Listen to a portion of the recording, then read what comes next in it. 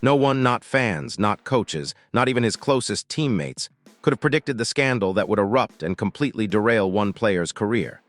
Because in the shadows of the NBA, behind the shining lights, the massive contracts, and the championship dreams, a rumor began to spread. A rumor so explosive, so personal, so deeply humiliating that it didn't just damage a reputation, it destroyed a future. And it all cantered around LeBron James and a teammate who allegedly crossed the one line nobody in sports ever thought possible. The internet whispered it first, then message boards, then barbershops. Then reporters began circling, sensing blood in the water, a teammate, a betrayal, a rumor of a relationship that should have never happened, not in private, not in secret, not ever. People began asking, is that why his career collapsed? Is that why he never recovered mentally? Is that why he went from rising star to tragic headline? According to online whispers, this wasn't just drama, this was an earthquake inside the locker room. The moment the rumor reached LeBron's ears, insiders say everything changed. The chemistry shattered, the trust died, the energy in the building shifted into something cold, dangerous, irreversible, and the teammate at the center of it. He would never be the same again. His career didn't decline, it fell off a cliff. And fans have spent years asking the same question. Did one decision, one moment, one forbidden rumor destroy everything he worked for?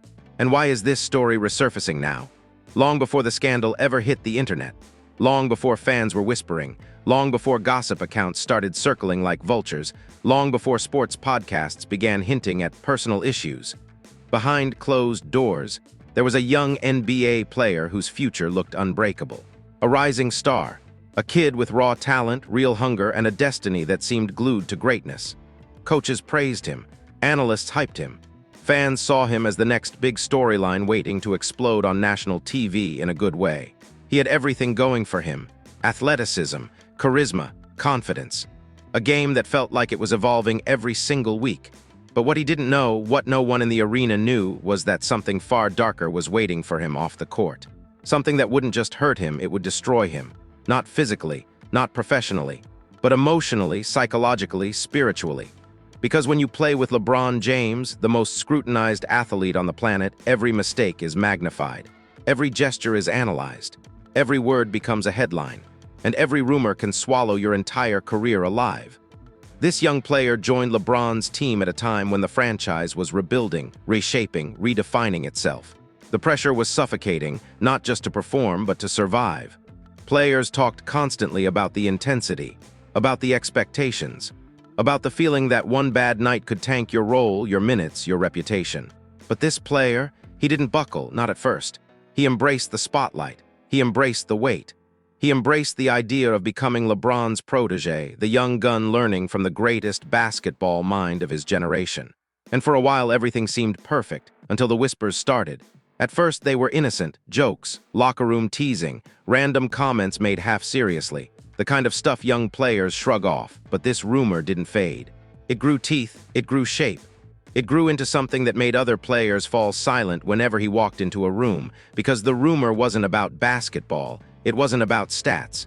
It wasn't about his work ethic. It was personal. Too personal, terrifyingly personal. Somebody claimed, in a moment so random, so reckless, that the young player had crossed a boundary no teammate should ever approach. A boundary that wasn't just sensitive, it was sacred. Someone whispered, "He's messing around with LeBron's mom."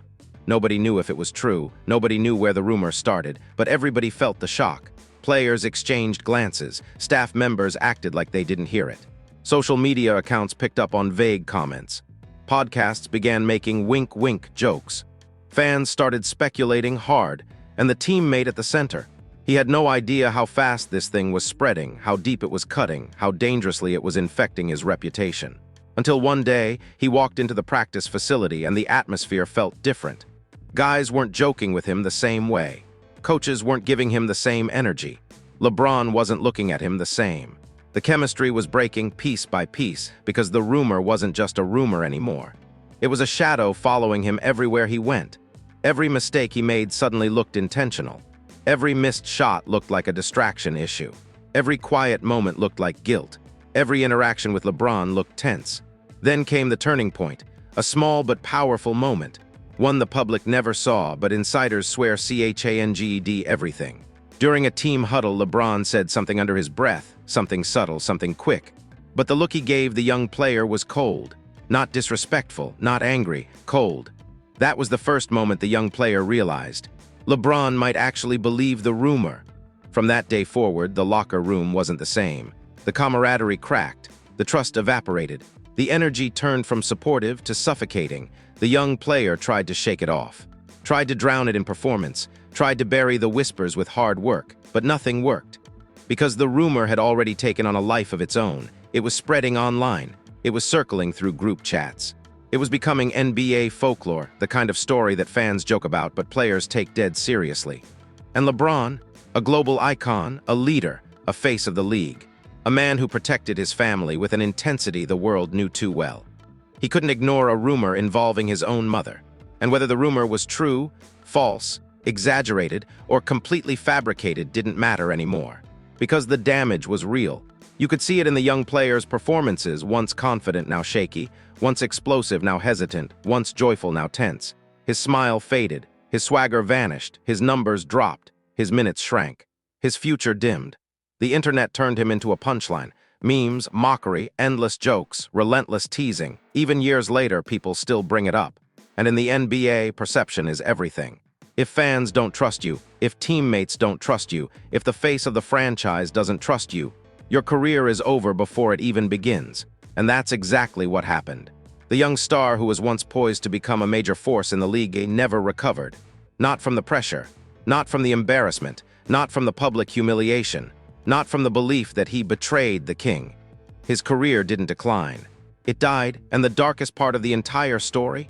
This rumor, this scandal, this life-destroying narrative may have never even been true. But it didn't matter, because the damage was done. The story was already written. The league had already moved on. He became the cautionary tale no one wanted to talk about until now. The rumor was already dangerous. It was already poison. It was already eating away at his career like acid dripping through steel. But what happened next? The moment the whisper finally reached the wrong person at the wrong time, that was the moment everything shifted from uncomfortable to catastrophic. It began during a random shoot-around. A normal day, nothing special. Guys warming up, coaches chatting, trainers stretching players like every other morning in the NBA, but energy doesn't lie. And the young player felt it the second he walked in. The sharp silence, the uneasy glances, the sudden stop in conversation whenever he walked past. People weren't joking anymore. They weren't laughing. They were watching, quietly, suspiciously, cautiously, as if he was carrying something radioactive in his back pocket. He shrugged it off. He tried, but the human mind knows when it's being judged. And then it happened.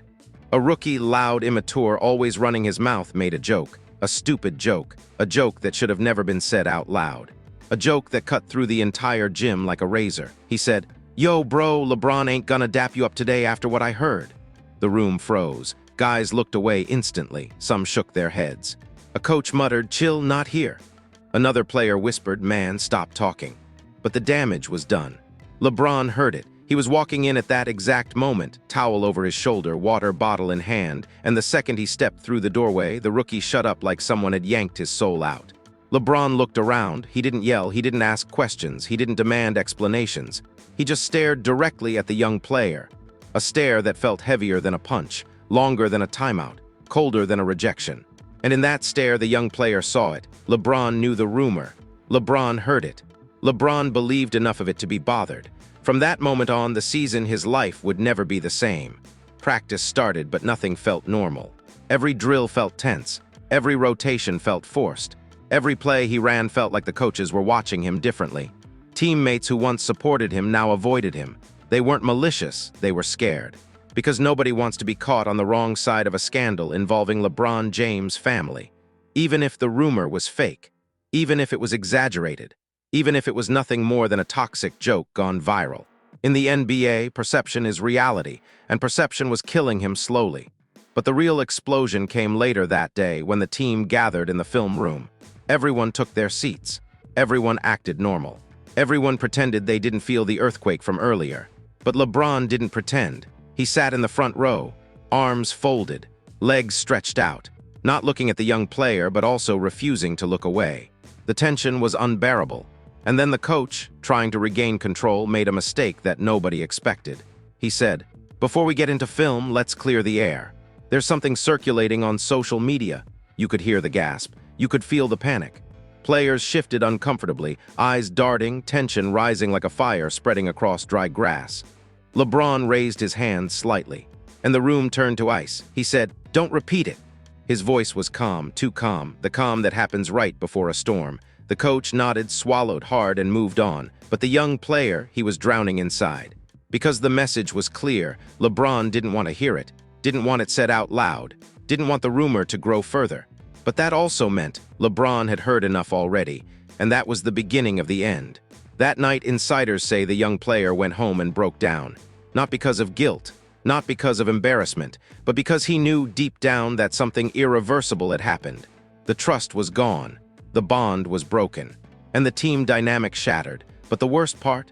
The rumor didn't stay inside the locker room. Hours later, an NBA insider posted a cryptic tweet. Something very personal going down behind the scenes. If it gets out, it's gonna be ugly. Boom, everything exploded. Fans lost their minds, tweets flooded timelines. Podcasts started speculating again. Comment sections turned into battlegrounds. People were saying, "Is the rumor true? Is LeBron mad? What did his teammate do? Is that why his minutes are dropping? Is that why his attitude changed?" Nobody had answers, nobody had proof, but nobody needed either. The perception became reality. And here comes the first massive twist. A former teammate, years later, finally revealed what really happened the day the rumor reached LeBron. He said, "Someone on the staff told Bron, not a player. Not a coach, a staff member. A staff member, someone close enough to observe everything. Someone trusted, someone with access to both players, someone who overheard the rumor and panicked." The staffer reportedly pulled LeBron aside and said, "I don't think it's true, but people are saying." And that was it. That one sentence was enough to plant the seed. A seed LeBron never wanted planted. Because when it comes to family, especially his mother, LeBron is fiercely protective. Fiercely loyal, fiercely emotional. You do not let things slide. You do not ignore red flags. You do not brush off rumors. Even a whisper is enough to trigger consequences. And consequences came fast. Minutes were cut. Touches reduced. Role diminished. Chemistry fractured. Body language changed. The energy shifted. People noticed. Reporters whispered, "He's not playing with the same confidence. He looks distracted. He looks nervous around LeBron. Something's off." And then came the darkest part, the psychological collapse. A close friend later said, "He wasn't sleeping, he was paranoid. He kept saying, 'Everyone's laughing at me.'" Whether they were or not didn't matter. His mind believed they were. The rumor became a prison, a mental cage he couldn't escape. Every practice was torture. Every game was pressure. Every interaction felt loaded. And here's the first real twist in this story. The rumor that destroyed him didn't even start in the NBA. It started online, from a random account. A troll, someone with no credibility, someone who had no connection to the team, someone who made a joke that went viral and ruined a real person's career. The teammate didn't betray LeBron. He didn't cross the line. He didn't do anything wrong, but perception, truth, emotion, logic, rumor, reality, and before anyone could stop it, the damage was complete. The breaking point didn't arrive in a spectacular moment. It didn't hit during a game, a timeout, or a screaming match. It hit quietly, the way real emotional damage often does, slipping in through awkward silences and unspoken tension building, until it felt like the walls themselves were holding their breath. For weeks, the young player tried to pretend he didn't notice the shift. He tried to act normal. He tried to overcommunicate in practice, hoping LeBron would see effort instead of scandal, hear accountability instead of gossip, sense loyalty instead of betrayal. But LeBron wasn't responding. Not verbally, not physically, not emotionally. He kept things strictly professional, too professional. It was like someone had poured ice water over every bit of chemistry they once had. The mentorship, the side conversations, the "you got this" nods, all of it evaporated overnight. But the worst part wasn't LeBron's distance, it was the team's distance. Some guys genuinely didn't believe the rumor, but they weren't going to risk being caught defending the wrong person. Some guys did believe it. Others didn't care if it was true, they just knew the situation was radioactive. So the young player found himself isolated inside a room full of people. And then came the moment that shattered the fragile facade. A heated practice, a scrimmage, competitive energy. Tempers flaring, the kind that happens when a team is tired, stressed, and desperate for a win. The young player drove to the basket, missed a tough layup, got bumped, and felt like he should have gotten the call. He clapped his hands in frustration, not at LeBron, just general irritation. But LeBron saw it differently. He snapped. He turned, glared, and said sharply, "Get back on defense, man. Don't stand there looking for sympathy." The room froze. The air turned heavy. Everyone watched them. The young player didn't talk back. He didn't argue. He didn't even lift his head. He just ran down the court silently, shoulders tight, breathing sharp, soul bruised. But LeBron wasn't finished. Later in the same scrimmage, the young player made a defensive mistake. A simple one, a small one. The kind that happens 50 times in every practice. But LeBron exploded. "You're not focused. Handle your business off the court before you show up here." A shot, a dagger, a direct hit. Everyone knew what he meant. Everyone felt it. The rumor had officially entered the practice. The one-place players hope drama never follows them. The coach tried to calm the situation, but the damage was already done. The young player walked off the court for a water break, head down, hands shaking. A trainer asked him if he was okay. He said nothing, because what could he say? LeBron thinks I betrayed him? Everyone thinks I'm lying. A rumor is killing me? There were no words powerful enough to cover that kind of hurt. And then came the escalation nobody saw coming. One of the assistant coaches, someone older, someone who'd known LeBron for years, pulled the young player aside after practice. He didn't smile, he didn't sugarcoat, he didn't pretend everything was fine. He said, "Look, I'm going to tell you something and you need to hear it. Bron's upset. He's not sure what's true anymore. And right now, he doesn't trust you." A knife. A sentence sharp enough to sever whatever tiny thread of optimism the young player had left. The assistant continued, "This isn't about basketball, this is about respect. This is about his family. It doesn't matter if the rumor is fake, it looks bad, and perception is reality in this league." The young player tried to defend himself, voice tight, eyes burning. "I didn't do anything." The assistant nodded slowly. "I believe you, but belief doesn't fix this." Then he added a sentence that would haunt the young player forever. "You need to lay low, the front office is talking, and it's not good." The front office, the place where careers live or die. The young player left practice broken, but he didn't know the worst part was coming later that night. A reporter, one who had been sniffing around the rumor for weeks, posted something cryptic. "There's more to the story. Teammates didn't know everything." The internet exploded. Fans started theorizing. What else happened? What didn't we know? Was there a second incident? Did the teammate cross another line? Then a second rumor began to spread. Someone online, claiming to be close to a staff member, said, "LeBron found out about text messages." Text messages, screenshots, DMs. There was no proof, just speculation feeding speculation like wildfire. Even though the messages were never confirmed, even though nothing ever surfaced publicly, the damage multiplied. Fans believed it. Bloggers believed it. Some players believed it. And perception once again became reality. People began twisting the story into something far more extreme than the original rumor. Suddenly it wasn't about a joke gone too far or a misunderstanding. Now it sounded like betrayal, deception, criminal secrecy. The young player wasn't just fighting a rumor anymore. He was fighting multiple versions of the rumor, none of which he could control. And then came the moment that changed everything, the first private confrontation between LeBron and the young player. It wasn't loud, it wasn't violent, it wasn't dramatic, it was worse, it was quiet. LeBron approached him in the locker room after a road game. No teammates around. Just a long hallway, dim lighting, and two men whose worlds were collapsing for entirely different reasons. LeBron looked him in the eyes and said, "Just tell me the truth." 6 words heavier than any argument. The young player's voice cracked as he answered, "I swear I didn't do anything." Silence. LeBron studied his face, searching for cracks, inconsistencies, guilt, anything that confirmed the rumor. But the young player didn't break. LeBron sighed, not in relief, not in anger, but in exhaustion. "This situation is bad for both of us." Both of us. That's when the young player realized the truth. The rumor didn't just ruin HIM, it made LeBron look foolish. It made LeBron look blindsided. It made LeBron look like he let someone disrespect his family. And in the NBA, reputation is everything. The confrontation ended without resolution. LeBron walked away calm, too calm, and calm is dangerous. Because calm means the decision was already made. The young player wasn't going to be part of the team's future. Not after this. Not after the silence. Not after the tension. Not after the whispers. Not after the second rumor pushing the situation over the edge. And that's when the shocking reveal hit. A former staff member later admitted off the record. "We knew the rumor was fake. We knew it wasn't true." But the situation got too big, too public, too toxic, so the organization decided it was easier to move on from him than to repair it. Easier, not fair, not right, just easier. His career wasn't destroyed by guilt. It wasn't destroyed by scandal. It wasn't destroyed by betrayal. It was destroyed by perception and the unwillingness of an NBA franchise to fight a fire they didn't start.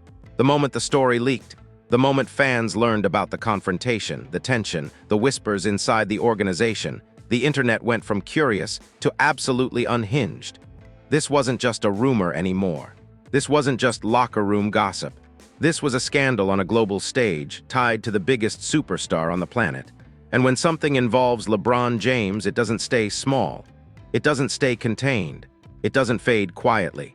It becomes a storm. Twitter detonated first. Memes, rumors, fake screenshots, edited videos, old interviews resurrected and twisted into proof. Fans arguing in circles with zero context. Accounts with 12 followers posting nonsense like they were inside NBA front offices. One tweet went viral instantly. No wonder he got traded skull. Another. Bron don't play about his family.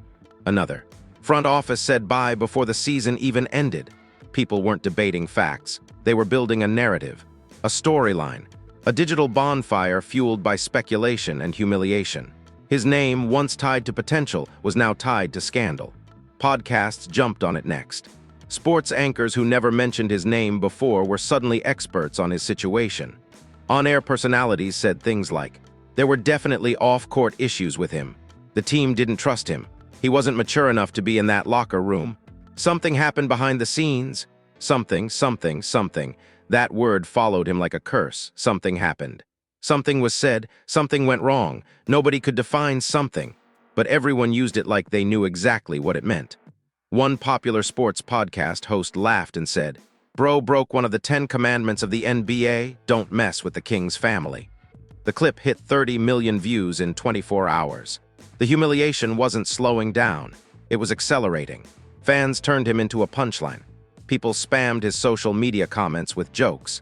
Every post he made, even years later, became flooded with laughing emojis, betrayal memes, and mockery. Then former NBA players began chiming in. Some were sympathetic, some weren't. One retired veteran said, "I don't care what the truth is, that rumor alone will end your career." Another said, "If LeBron doesn't trust you, the organization won't trust you." But then a third former player, someone known for stirring chaos, said something that shifted the entire reaction. "Y'all don't even know the half of what happened." That one sentence turned fans feral. The internet erupted with theories. People claimed there was a second incident. Others said there were messages. Some insisted LeBron confronted him again privately.